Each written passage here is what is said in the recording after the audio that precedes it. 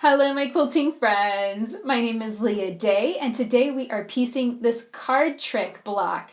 And this is a little tricky. I actually ended up with opposite of what I was expecting to create, and I learned a lot along the way. So I'm going to guide you through making this block step by step.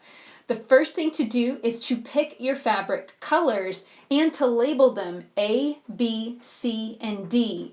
Now I used green, red, blue, and purple, so that's what I'm going to be referencing here. So if you change up your colors or anything like that, just remember A, B, C, and D. Make sure to label everything and stay really clear on the block pattern itself. For this block, you will need fabric A in green is going to be two 2.5-inch squares and one 2-inch square. Fabric B, red, is going to be two 2.5-inch squares and one 2-inch square. Fabric C, blue, is going to be two 2.5-inch squares and one 2-inch square. Fabric D, purple, is going to be two 2.5-inch squares and one 2-inch square. And your final color, the background color, is four 2.5-inch squares.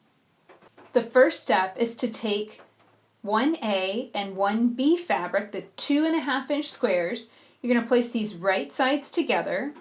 You're also going to take one fabric C and one fabric D 2.5-inch square and place them right sides together. I'm going to take a ruler and mark a diagonal line from corner to corner. Now take these units to your machine and stitch exactly 1/4 inch to both sides of the line. Here's what this one will look like once you get it stitched. You can see I've got fabric A on one side, fabric B on the other. Now I'm going to take a pair of scissors and slice right on that marked line. This will separate my squares to create two half-square triangles, just like so. Going ahead and press those seam allowances open and flat, and give it a press with a hot, dry iron so it's ready for the next step. So here are my units prepped up and ready to go. Make sure that you use the video so you can see what that center hourglass square shape looks like, and that's going to help you reference how these two pieces go together. Basically want to make sure that the AB half square triangle is face up and in this orientation. Just like this, you can see there's the green, there's the red. Now I'm going to take the CD half square triangle, rotate it around so that I have blue matching up with red and purple matching up with green. Now I'm going to line this up really carefully. So I'm going to carefully line up the center seam to make sure that this matches really nicely in the center. Then I'll spread this out flat, and I'll grab my ruler once again, line it up, corner to corner, and mark a diagonal line on top. Now the steps for making hourglass squares are identical to making half square triangles. You're going to take this to your machine and once again stitch 1/4 inch to both sides of the line.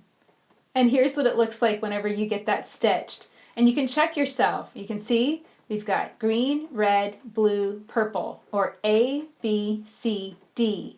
Now don't get confused when you turn it around and look at it the other way. You'll see that those exact same fabrics are spinning in the opposite direction. Here we have A, B, C, D, spinning clockwise.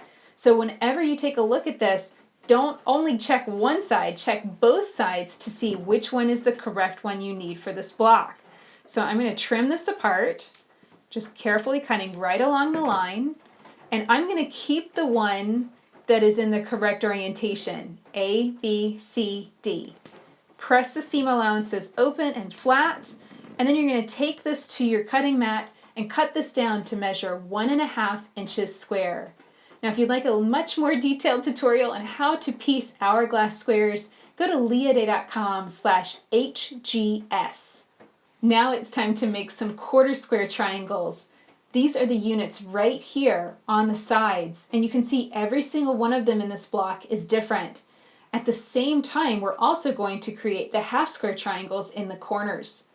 So the first step is to arrange your units again, and we're using the 2.5-inch squares in each color and the four 2.5-inch squares in our background color, in this case white. We're going to take one white square and put it on top So it's right sides together with one of our fabric squares. In this case, I'm working with A, my green. I'm going to place a ruler on top and mark from corner to corner once again. You're going to do this with all of your squares, topping it with a white square, marking a diagonal line from corner to corner.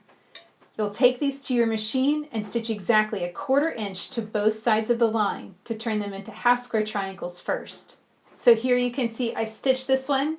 You're going to cut right on that marked center line, press the seam allowances open and flat, and you'll end up with 2 half square triangles for every set of squares that you stitch together. So at this stage, you can take one of each set and trim each of these down to measure 1.5 inches square. Those will be the half square triangles you use in each of the 4 corners. So go on ahead and take your time trimming all of those half square triangles down to measure 1.5 inches square. And if you'd like a much more detailed tutorial on piecing half square triangles, check out my website at leahday.com/HST. Now let's make these 1/4 square triangles. First, arrange your half square triangles in a row, just like this, in A, B, C, D order, and go on ahead and locate the 2-inch square in each fabric color.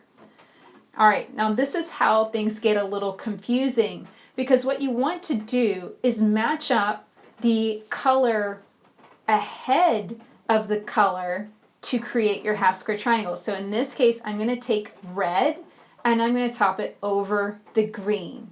Or B will go on top of A. C will go on top of B.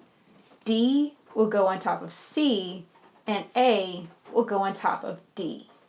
Or you can see here, just a cross reference, here I have the green one and I've got red on top, and that's correct. Here I have red as the small triangle with blue on top.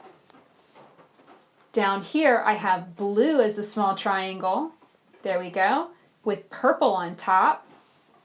And this last one, I've got a small triangle of purple with a big triangle of green. So you can always double check yourself by pulling down the top square and making sure that it's going to look the way it's supposed to look. Okay, now that everything is laid out and I'm sure everything is correct, I'm going to again grab my ruler. It's the number one thing I'm doing today, and marking diagonal lines across each one. We're going to take these to the machine again, stitch 1/4 inch to both sides of the line. Here we are again, just making sure that we've got everything correct. Remember, here is A, B, C, and D. So it's still in the same order, it's just swinging around a little bit. Now we're going to take these and cut on that marked line, trimming right between. And again, we're going to have one that is correct and one that is not. So we're going to take a look here and see what this one looks like. This has a small triangle of purple on that left-hand side and a big triangle of green on the right-hand side. This is correct. You can always take a look at my block to cross-reference. That is the correct shape to go in that card trick block. The other shape is going to be the opposite. So as you can see, the purple is on the opposite side in this situation. So when you find that you have an opposite one, set it aside. It will confuse you. So get it out of your way. Go on ahead and don't even bother pressing this one open. Go on ahead and set it aside with that other unused hourglass square from the center, and that way it won't confuse you. You won't have too many units floating around. You can just set these aside. You could use them for another block, and I'll explain that towards the end. Okay, as before with all of these, we're going to press these seam allowances open and flat, and we're going to trim these units down to measure exactly 1.5 inches square. And if you'd like to find a much more detailed tutorial on piecing and trimming 1/4 square triangles, check out leahday.com/QST. Okay, so here is our card trick block, all of the units arranged. And as you can see, this is a wonderful skill builder. We learned how to piece hourglass squares, 1/4 square triangles, and half square triangles. Now, this is a little confusing to arrange because, of course, you have opposing units, basically the exact same hourglass square, only here you can see that the colors are rotating around the opposite way. This one goes from A, B, C, D, and this one's going A, B, C, D counterclockwise. So they're not interchangeable. You got to pick the right one in order for this to work. The same thing for your quarter square triangles. You're going to have two mirror images for each set that you cut apart. So one is going to be the one that works with your hourglass square in the center, and one is not going to work at all. So take your time arranging your block, and then you're going to piece it together in a row of 3 units, and then piece the rows together, carefully matching these seams. So here's what it looks like when you finish your first card trick block. But you're probably wondering what you can do with all of these extra units. So let me show you an extra bonus block that you can create. Yes, that's right, you can create a second card trick block. And this is going to have the colors spinning in a counterclockwise position. So here we have A, B, C, and D. Here you can see on the original, it's going the opposite direction, A, B, C, D. So 2 blocks in one with only a little bit of extra piecing. You're already going to have the hourglass square in the center and all of your quarter square triangles. So the only thing extra that you have to piece to create this block is more half square triangles. So you're going to cut 4 2-inch squares in white and 1 2-inch square of each fabric color. Take your 2-inch square of the fabric color, match it with a square of your background fabric, put a ruler on top, mark a diagonal line, you guys know the deal. Stitch a 1/4 inch to both sides of that line. This is really faint, but I hope you can see it. Clip those units apart, cutting right on that marked line. Press the seam allowances open and flat, and trim these half square triangles down to measure 1.5 inches square. And those become the half square triangles in each of the 4 corners. You will end up with 1 half square triangle left over, but you can continue piecing more card trick blocks if you like. So that is it for card trick. These are going to measure 3.5 inches square once they are pieced, and 3 inches square if you stitch them to something else. Now this month I made something super cute with my mini blocks, an Easter basket. I absolutely love this. And as you can see, I have filled mine with over a pound of Reese cups, so it can definitely hold its weight in candy. Now, if you'd like to find this pattern and make an Easter basket, or several, because I know that these are super addictive, and once you make one, you're gonna wanna make a million of them, come and find the pattern at leahday.com/basket, and includes step-by-step instructions for how to frame your mini blocks, how to do 3D YP seams, how to quilt with some foam. It's really a detailed pattern to guide you through making this project step by step. So come and check that out at leahday.com/basket. And while you're online, please give my video a like, a thumbs up, post a comment in the comment section below, and share my videos. That helps me out the most because it lets everyone know that you enjoyed this tutorial, you learned something from it, and that helps me continue making more videos too.